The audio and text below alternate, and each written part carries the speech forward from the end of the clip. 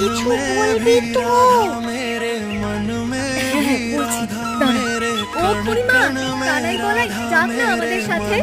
যাক না, আমি কি মানা করেছি নাকি? সত্যি যাবে? আমি জানতাম মা আমায় কখনো মানা করতেই পারে না।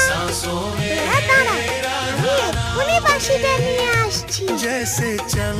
তুই কোথায় যাচ্ছিস?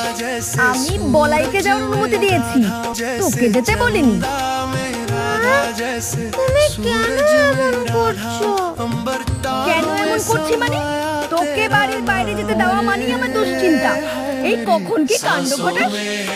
না না, কিচ্ছু ঘটবে না, সত্যি বলছি। এই কাঞ্চন, তুই কিছু বলতে পারছিস না? বলছি